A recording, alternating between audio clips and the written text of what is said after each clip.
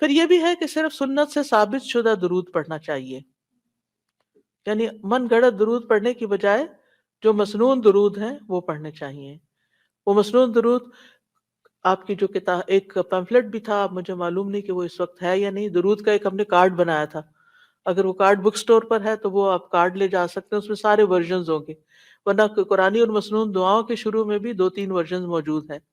تو اب میں بتا بھی دیتی ہوں جی، پمفلٹ موجود ہے لیکن کارڈ بھی ہے ایک درود کا۔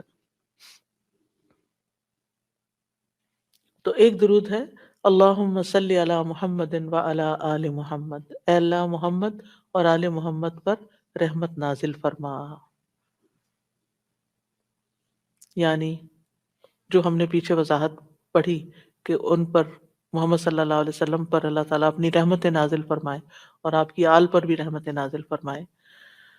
دوسرا ہے اللہم صلی علی محمد النبی الامی وعلی آل محمد، یہ بھی آپ پڑھ سکتے ہیں، مختلف اوقات میں مختلف پڑھ لیں۔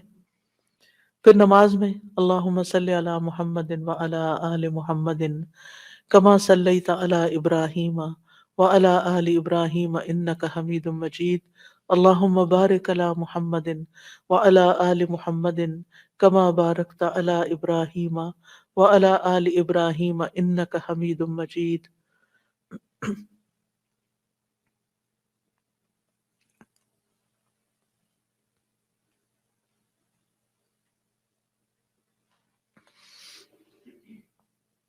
کعب بن عجرہ کہتے ہیں، عبد الرحمن بن ابی لیلہ کہتے ہیں، ایک مرتبہ کعب بن عجرہ مجھ سے ملے تو انہوں نے کہا میں تمہیں حدیث کا ایک تحفہ نہ دوں جو میں نے نبی صلی اللہ علیہ وسلم سے سنا تھا؟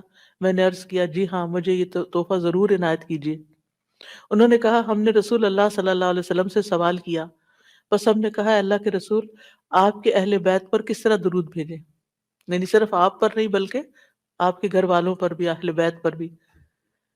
بے شک اللہ نے آپ پر سلام بھیجنے کا طریقہ تو ہمیں سکھا دیا ہے، تو اس پر آپ نے فرمایا یوں کہا کرو اللہم صلی علی محمد وعلی آل محمد کما صلیت علی ابراہیم وعلی آل ابراہیم انک حمید مجید، اللہم بارک علی محمد وعلی آل محمد کما بارکت علی ابراہیم وعلی آل ابراہیم انک حمید مجید۔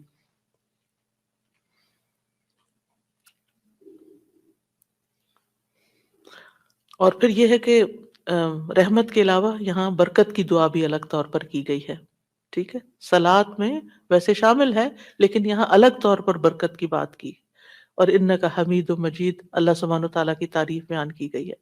اسی طرح ایک اور درود ہے اللہم صلی علی محمد و ازواجہ و ذریتہ کما صلیت علی ابراہیم و بارک علی محمد و ازواجہ و ذریتہ کما بارکت علی ابراہیم کما بارکت علی آل ابراہیم انک حمید مجید۔ تو سوال یہ پیدا ہوتا ہے کہ آپ کی ازواج اور ذریت پر کیوں درود بھیجیں، ان کے لیے کیوں دعا کریں؟ کیونکہ وہ آپ کے اس مشن میں آپ کے ساتھ ہی تھے۔ آپ دیکھیں کہ بعض پیغمبروں کی بیویاں ان کے ساتھ نہیں تھیں، لیکن حضرت ابراہیم کے حضرت ہاجرہ کا کردار آپ سب کو معلوم ہے، کتنی قربانیاں کی انہوں نے، کہ کس طرح اللہ کے حکم کے اوپر ابراہیم علیہ السلام نے جب ان کو ایک صحرا میں چھوڑا تو انہوں نے کوئی شکایت ہی نہیں کی، اسے ایکسپٹ کر لیا، خوشی خوشی ایکسپٹ کیا۔ اور پھر حضرت سارہ بھی اسی طرح۔ تو ہم دیکھتے ہیں کہ لیکن حضرت نوح علیہ السلام اور حضرت لوط علیہ السلام کی بیویوں نے ساتھ نہیں دیا، تو نبی صلی اللہ علیہ وسلم کی ازواج نے آپ کا ساتھ دیا، اور خاص طور پر حضرت عائشہ رضی اللہ تعالیٰ عنہ نے کس طرح آپ کے علم کو آگے نصف صدی تک لوگوں کو پہنچایا، جو علم کسی اور کے پاس نہیں تھا۔ اور اسی طرح پھر حضرت فاطمہ اور پھر حضرت فاطمہ کی اولاد، یہ سارے آپ کے خیر میں شریک تھے، یعنی جو آپ کا مشن تھا اس میں آپ کے شریک تھے۔ اور ویسے بھی آپ دیکھیں کہ گھر والے جو ہوتے ہیں وہ بھی اس خیر میں حصہ پاتے ہیں، یعنی اولاد کو ماں باپ کی نیکیوں میں سے ایک حصہ مل جاتا ہے، ان کی وجہ سے ان کو دنیا میں اور آخرت دونوں میں فائدے ہوتے ہیں۔ تو اللہ سبحانہ وتعالیٰ سے دعا ہے کہ اللہ تعالیٰ ہمیں نبی صلی اللہ علیہ وسلم کے مقام کو پہچاننے والا بنائے، ہمیں آپ سے سچی محبت عطا فرمائے، اور ہمیں صحیح معنوں میں درود شریف پڑھنے کا حق ادا کرنے کی توفیق دے، اور ہمیں کبھی بھی درود شریف پڑھتے ہوئے نہ تھکیں۔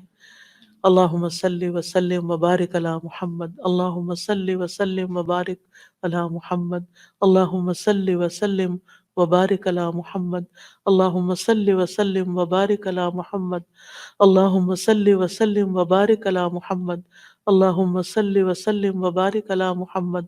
اللهم صل وسلم وبارك على محمد. سبحانك اللهم وبحمدك أشهد أن لا إله إلا أنت أستغفرك وأتوب إليك. السلام عليكم ورحمة الله وبركاته.